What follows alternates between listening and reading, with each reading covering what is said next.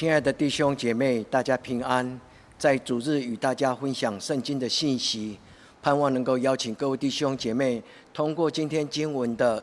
省思跟反省，能够建立一个有利于我们灵命成长的态度，让我们能够积极的跟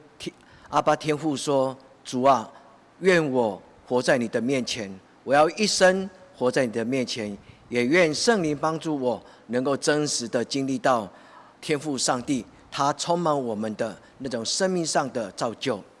我要跟大家分享一个在美国1970年代、80年代非常重要的一个属灵的导师，他影响了美国世界，非常重要，就是让种族隔离的高墙倒下的一个人。或许许多人都熟悉一个叫做 Martin Luther King 马丁路德金恩博士，但是这一个霍华德·舍曼这一个人，其实他是影响马丁·路德·金的一个很重要的属灵导师。有人称这一个人是美国的属灵的资产，因为他让有色人种在美国这一个白人至上的社会能够得到尊重，也能够让这个种族隔离的高墙倒下。霍华德牧师他谈到一个提醒众教会宣教努力的一个态度，他谈到说，教会不应该只是宣教有关乎上帝的知识，信仰不只是一种圣经的知识，信仰更重要是一种生命的体验，人经历到上帝。当一个人深刻的经历到上帝之后，他能够从内心的深处产生一种自然而然的自主性的自愿的走向上帝的一个祷告。愿我们从霍华德牧师所给当代的牧者跟神学家神学生的一些勉励，他勉励所有年轻的传道人应该要立志能够活出一种信仰的态度，从圣经的教导当中选择天国的一种伦理，能够活出一种态度，能够用自己的生命来告白自己所相信的，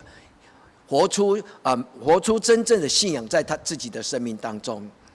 3年前，上帝让我们在竹堂教会的查经课程上，我们找到了一个很重要的主题。这2年前这一段的时间，我们一直环绕着遇见上帝这个主题来做分享跟探讨。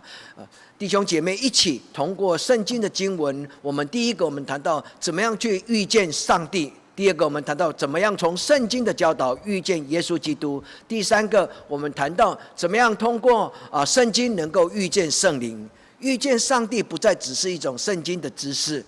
它能够通过圣经的提醒，能够唤起人内心当中对神真实的渴慕，一个饥渴的心能够得到饱足。所以教会最重要的其实就是喂养人饥渴的心灵，让人能够在心里面能够得到饱足。我回顾在2年前我们探讨了几个主题。第一个，我们通过以利亚，他在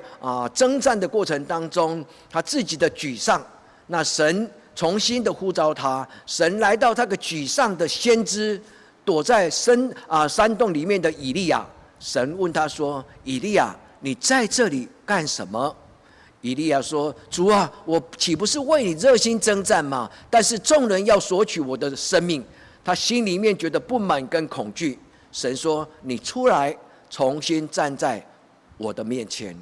这些经文，这些故事，让古老的圣经里面的人物的故事能够变成我们的经历。它不只是一种信仰的故事，它会变成一种活生生的祷告跟与神相见的一个经历。各位弟兄姐妹，盼望今天的礼拜当中，我能够通过圣经的神自己对他的孩子说：你要将你的心归给我。然后我们听耶稣基督说：你要尽心尽性尽力尽意，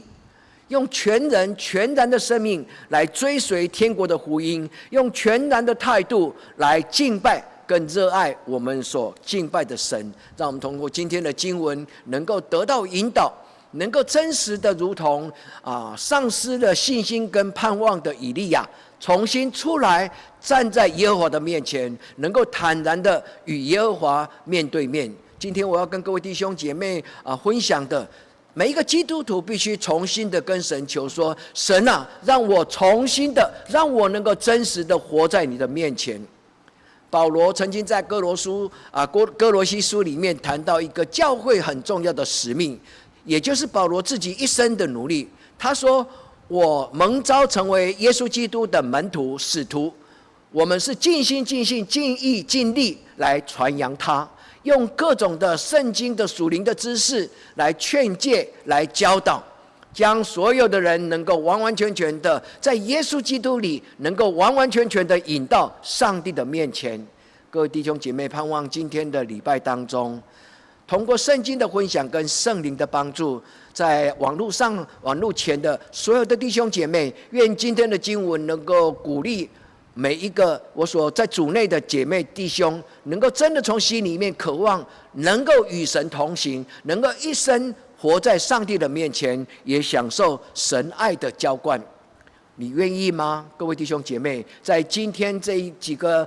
圣经的故事跟圣经的经文，能够唤起你在你的内心跟神求说：主啊，你所给以利亚的这种生命的重新的眺望，我也要有。主啊，你让他一生活在你的面前，我也要有。我就好像以利沙跟老师说：神所赐给你的灵，我愿得双倍。各位弟兄姐妹，让我们在神的面前，我们不是贪心，不是贪婪，而是渴慕。我们渴慕在昔日浇灌在以利亚的身上的圣灵，今天也能够通过穿越时空，进到我们的敬拜跟我们的分享当中。愿神亲自对我们讲话，让我们在神的面前跟神说：神啊，我愿意。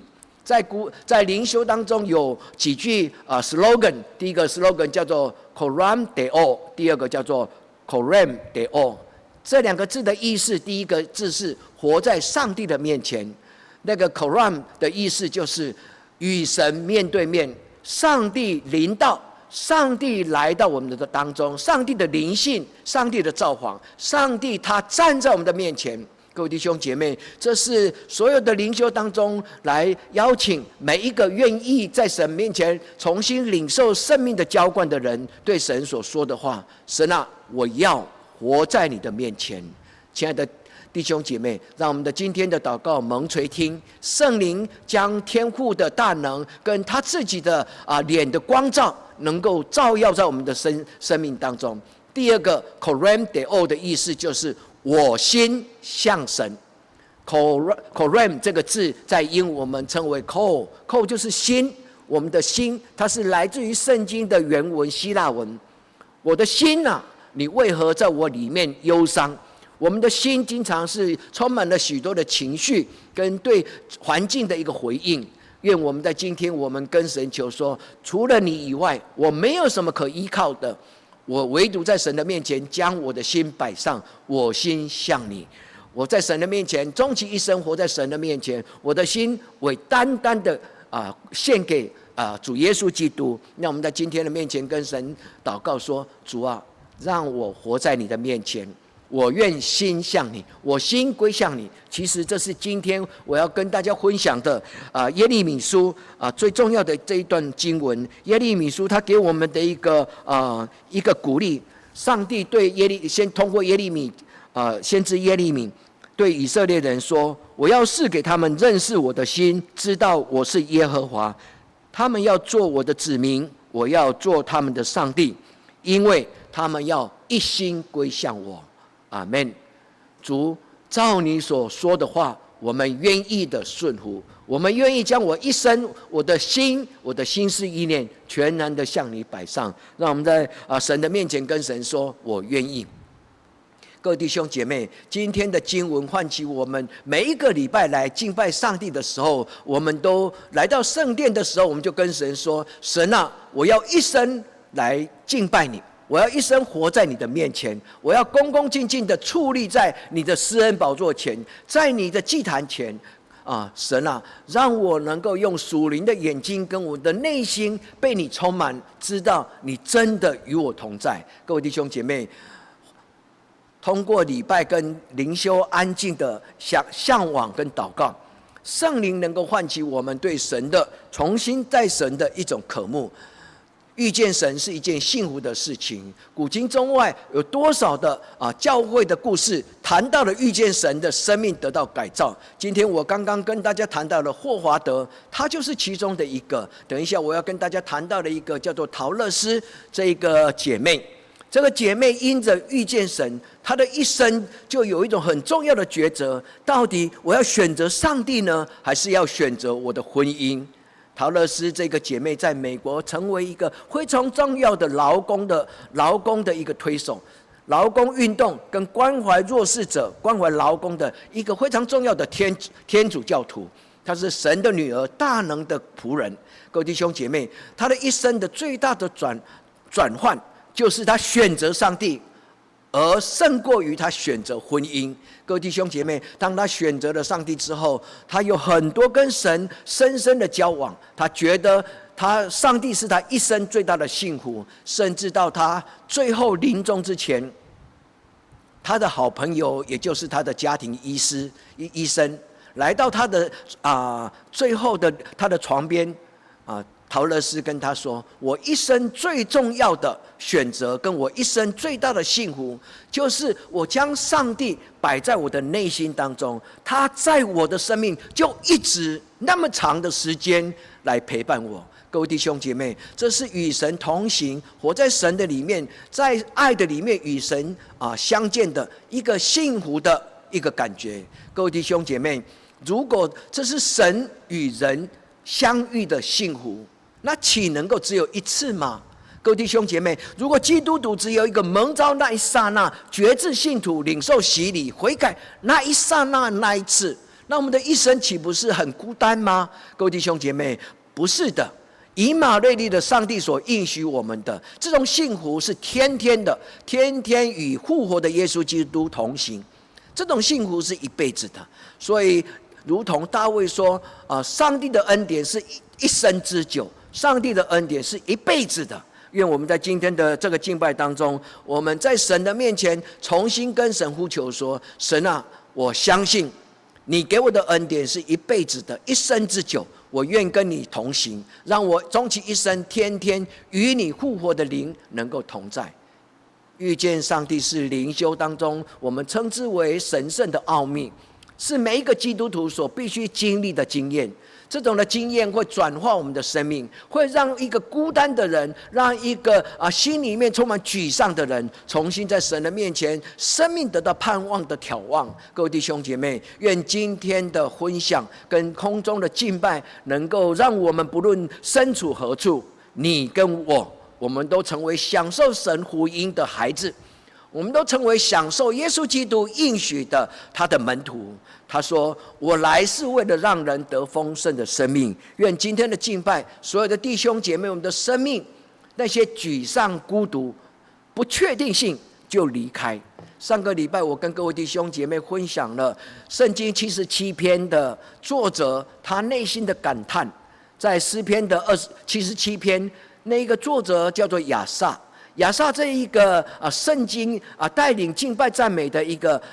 祭司，就是一个圣歌队的队长。他说：我夜晚我的内心当中充满了一种不确定，神啊，难道连你都不要我吗？各位弟兄姐妹，如果你愿意，上个礼拜你没有来得及在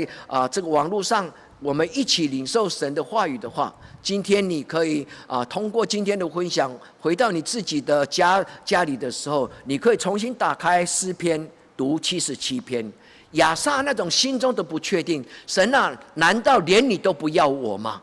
各位弟兄姐妹，亚萨谈到这种内心的不确定感，其实不是一种绝望，反而是在这种不确定感的当中，他重新看到自己的渺小，也明白那习在、今在、永在的神必与他同行，所以他的生命就得到翻转。人的不确定性就被耶稣基督跟圣灵把它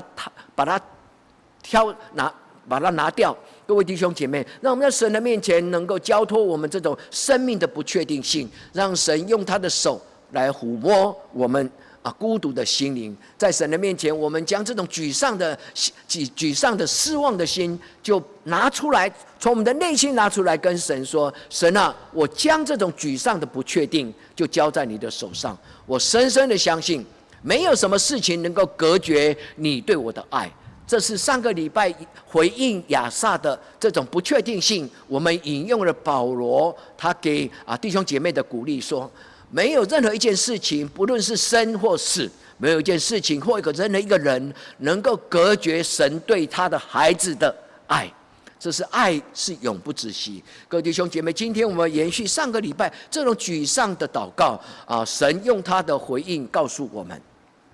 亚萨在这种沮丧的祷告之后，他安静下来，他的心灵聆听了圣灵的抚摸，圣灵重新医治他，圣灵将神的爱放到他的生命的里面，他重新产生了一种自我的价值。他知道神绝对不会遗弃他的孩子。各位弟兄姐妹，在今天我们跟神祷告说，主啊，我要活在你面前的时候，神用耶利米书第24章第7节来回应我们。当我们觉得连神都不要的时候，神告诉我们说，我要做你的上帝，你们要做我的子民，你就必知道我是耶和华。我要赐给你们认识我的心，意思就是我要从你内心的里面赐给你亮光，让你知道，让你看见，让你明白，我是看不见的神，却与你同在。各位弟兄姐妹，让我们在神的面前出声的祷告说，神啊，我要活在你面前，愿你用你的脸来光照我，用你的慈爱来怜悯我。亚萨从渺小的自我，他转向因着圣灵的帮助，他的眼光得以敞开，他从自我自我的这种的悲叹，能够转化成为神啊，有什么上帝能够像你一样的奇妙呢？他看到了奇妙的真神。各位弟兄姐妹，这是2000年来教会历史当中经常被记载的日记或者属灵的经验，我们称之为一种生命的信仰的体验。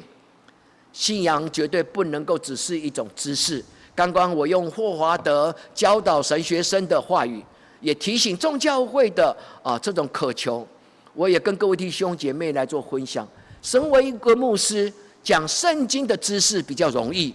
或者呢，帮助人经历神，哪一件事情比较困难？各位弟兄姐妹，一个未曾经历神的人，一个没有圣灵同在的牧者，很难让人帮助人经历到神。但是霍华德牧师说，教会的存在最重要的不只是解释圣经的知识，教会的存在最重要的就是陪伴人经历到神的同在。身为牧者，其实有很多时刻祷告就是一种挑战，因为没有人绝对把握说我的祷告就能够成就上帝的旨意。唯有神愿意的时候，那个祷告蒙垂听，是成为一个多么甘甜美妙的时刻。各位弟兄姐妹，让我们在神的面前跟神求说，神啊，让我遇见你，让我在爱中与你相见，让我一生能够看着你的脸。我知道你用你的脸来看着我，就好像那个怀孕生子的妈妈，当她拥抱着她出生的小 baby 小孩子的时候，她用那种恩慈的脸来看着她自己怀胎所生的孩子。天父上帝，愿我在你的面前蒙你的记纳，愿在网络上我们所有空中一起聆听神的应许的弟兄姐妹，我们真的能够遇见你，而且一辈子活在你的面前。如果遇见你是一个真实可经历的，那愿我天天都经历到这个与我同在的以马内利的上帝。他不只是一个形容的、一个描述的、一个传说的，让我如同约伯说，神啊，过去昔日我风闻有你，但是今天我亲眼见你。愿所有蒙恩的姐妹弟兄，在今天神垂听我们的祷告，也回应我们的呼求，让我们活在上帝的面前，终其一生。我要跟大家分享这一个陶乐斯这一个姐妹，这个姐妹是在20世纪当中，在美国非常出名的一个为了劳工运动在努力的一个天主教的一个福音工人。这个人他的一生充满了许多对神的渴慕他通过了许多在天主教的修女跟姐妹分享了许多的属灵的日记，而且陪伴他，他慢慢的渴慕，也慢慢的深度的委身。到他决志重新的洗礼之前，他在神的面前做了一个祷告跟决定。他说：当下在那个时候，我必须做出一个很重要的决定，到底我是要选择上帝呢，还是选择我未婚的这一个丈夫？最后他决定，因为这个丈夫不但不能够了解他对上帝的这种信心跟爱，反而会成为一个阻碍。所以她决定受洗的前一天，她的丈夫回来的时候，她不允许她的丈夫再进到她的生命当中。从此之后，她决定，她选择上帝。各位弟兄姐妹，这是一个很难的、非常不容易的一种信仰的告白。各位弟兄姐妹，教会不经常挑拨人在婚姻上做这么为难的一个抉择。但是当神愿意在人的生命做一种呼召的时候，他必给人力量，在他的抉择当中有一种被抚摸的、被满足的从内心当中的一个充满的喜乐的一个自我的决定。这个姐妹一直从那个抉择之后，一直到她最后生命结束之前，刚刚我有跟大家谈到，他在最后要离开世界的之前，他的好朋友就是他的家庭医生，来陪伴他，跟他告别的时候，陶乐斯对他的好朋友说：我这一生当中最幸运的事情，就是认识上帝。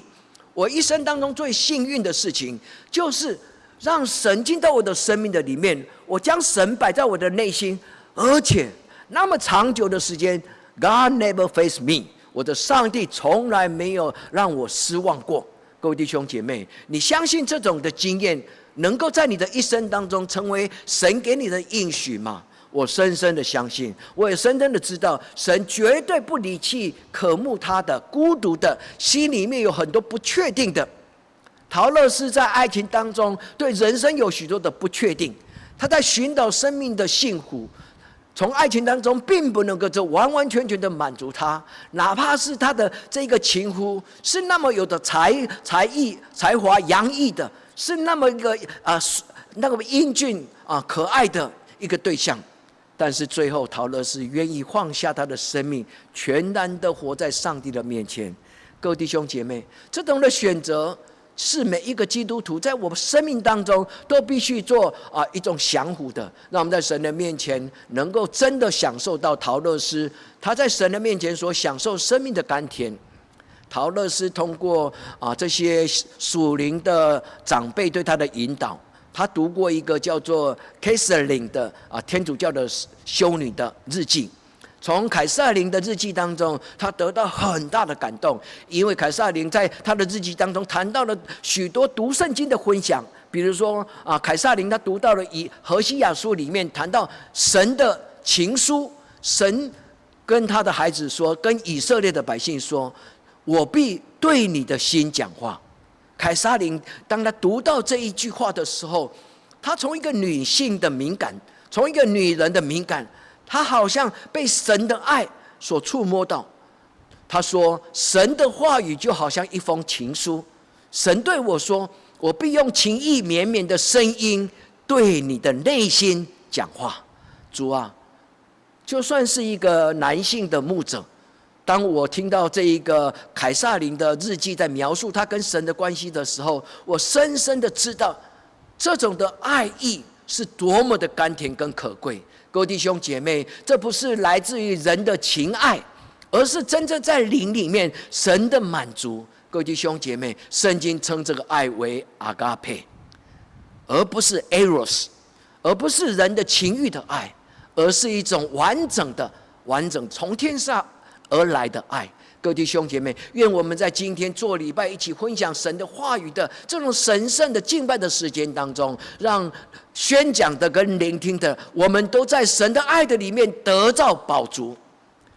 我们跟神说，神啊，让我在爱的里面与你相遇。陶乐斯有的我也要有，各位弟兄姐妹，我们在过去2年的这个读经的遇见神的这个读经当中，每一单元每一个礼拜的讲义的第一句话，我都用这一句话来邀请各位弟兄姐妹。愿弟兄姐妹大家在我们生命当中所遇见的每一件事情，所遇见的每一个困难的问题，都变成引导我们来到神面前的机会。我所遇到的困难，我所遇到的冲击，我所遇到的每一件事情，都变成我在神的面前经历到恩典的一个机会。各位弟兄姐妹，这是神的邀请，这是神通过2000年来多少的属灵的基督徒在他们的灵修日记上所见证出来的。我也深深相信，神不是一个小气的神，他会给这些渴慕他的人，他也会给我。所以每一次我看到这种让我觉得渴慕的日记，或者是渴慕的见证的时候，我都会跟神说：神啊，他所有的我也要有。各位弟兄姐妹，我也邀请各位弟兄姐妹，奉耶稣基督的名邀请你，在神的面前跟神说：神啊，你是给历代的众圣徒所有的那种内心的满足，让他们活在你的面前，哪怕是死亡的酷刑，在他的面前，他有永不背弃神你的呼召。神啊，求你让我在你的面前所有的苦毒都转化成为神你的祝福，让我所掉的每一颗眼泪就好像珍珠一样的可贵。各位弟兄姐妹，让我们在神的面前做第一个祷告，说：神啊，我愿在爱中与你相遇。阿们吗？神啊，我愿在爱中与你相遇，不只是我的爱，而是你的爱。神先爱我们，神先爱我们，神先赐下耶稣基督，神让我们在孤独的时候，在不确定的时候，神用他白白的恩典跟白白的从天上而来的耶稣基督的爱，不求回报的爱，神就用他的爱医治我们，释放我们，满足我们。各位弟兄姐妹，神先释放跟医治我们这个苦毒的内心，然后让我们从内心的里面就回应说：神啊，我愿意。就如同耶稣问彼得说：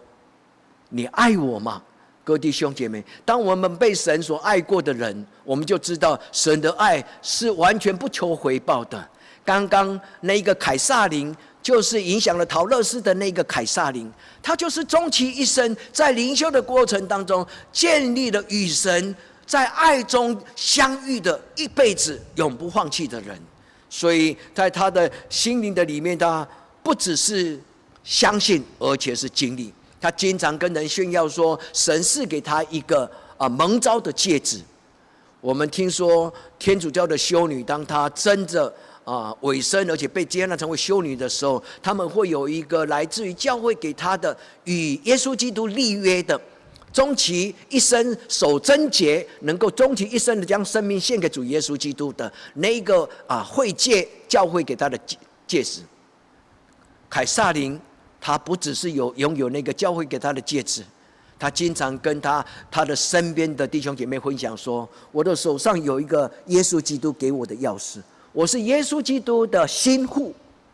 他是我心爱的人。他一生就活在神的爱的里面，他的祷告跟他的日记，多少年来影响了许多的人。这个故事如同这个故事这么说：当凯撒林离开世上的时候，他身边的修女姐妹为他做告别礼拜，为他洁净他的身体，穿上最后的一个服装，要做告别式的时候，他们才发觉，在凯撒林的双手、双脚跟他的肋骨带着5个伤口。这个伤口不是凯撒林自己用刀子自残的，在许多不是许多，在极少数的，在2000年来灵修的日记里面谈到了少数蒙神特别恩典赐给的，这个叫做5个伤痕。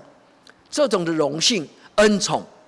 在教会2000年来出现几次。我个人也很羡慕这种神秘的奥秘的灵修的经验，但是我们不用人的方式，凯撒林也不是用人的方式，但是当他离开世界上的人，人才看到了他的秘密，因为他从来没有跟人炫耀，他拥有了主耶稣基督的爱跟耶稣基督的伤痕。各位弟兄姐妹，不论你相不相信这是一个可能的神秘的奥迹，但是如果你渴望神的爱能够满足你的内心，我们都可以不带着伤痕，只带着满足；不带着伤痕，只带着满足。各位弟兄姐妹，愿这一个曾经满足过许多的人，他们的见证，让我们在神的面前，在今天的礼拜，我们摆上自己，跟神说：神啊，我愿意一生活在你的面前。能够一生活在你的面前，是何其有幸！因为主耶稣曾经说：我是世界的光，还在我面前的，还在我里面的，就不再生活在黑暗当中。各位弟兄姐妹，当我们活在神面前的时候，神就为我们的生命掌权，神就为我们的生命负责任。他不需要为我们负责任，但是神就用他的爱来怜悯我们。能够活在神面前的人是何等的幸福！让我们在今天经历到神的应许。第二个祷告也是我的结论，我要邀请各位弟兄姐妹，在今天的礼拜当中，我们没有保留的，没有为难的，我们在神的面前跟神说：神啊，我愿意，我心归你。Korem deo， 刚刚我跟大家谈的 Korem deo 跟 Korem deo。Korem 就是希腊文在圣经里面的谈的我的心，我的内心，那个字翻译成为英文叫做 core，C-O-R-E。我的内心，主啊，我将我的心掏出来，我将我的内心交给你。影响我最深的一个这种的见证回应这个经文，就是一个叫做李文斯顿的一个宣教士。在非洲的宣教历史称 David Livingstone 这一个苏格兰的宣教师称之他为非洲宣教之父，因为他是一个将非洲黑暗大陆整块土地走遍，而且画下地图给西方世界知道这个蛮方的世界。这个人爱非洲，所以他跟他身边的人说：有一天如果我离开这个世界上，请你将我的心留在非洲 ，Put my heart in Africa， 将我的心就留在非洲。真的，李文斯顿去世的时候，他的仆人就是跟着他去探访，跟着他去蛮方去宣教的这些仆人。当他遇到了疾病，去世在非洲的江狗就是一个森林荒漠的时候，他的仆人就将他的心脏拿出来。找了一棵树，把那个树挖了一块好像起司蛋糕一样，挖出来一个零血蛋，把它木块挖出来，然后将他的心脏就埋在那一棵树，照着他自己的心愿说：我将我的心留在我心爱的非洲。各位弟兄姐妹，主耶稣基督感动了李文斯顿，其实我们的主耶稣基督也将他的心，我心换你。主耶稣基督用他的心来换取所有的基督徒对神说阿们。愿我们在今天，耶稣基督呼召我们，亲爱的姐妹弟兄，你愿意吗？你愿意回应耶稣基督对你的邀请？你愿意跟耶稣基督说：我愿意学习保罗对你说，主耶稣基督，你为我而死在十字架上，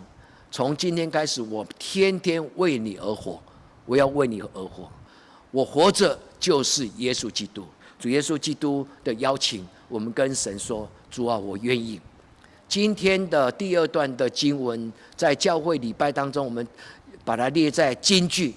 这个金句是神通过所罗门对他的孩子所讲的话，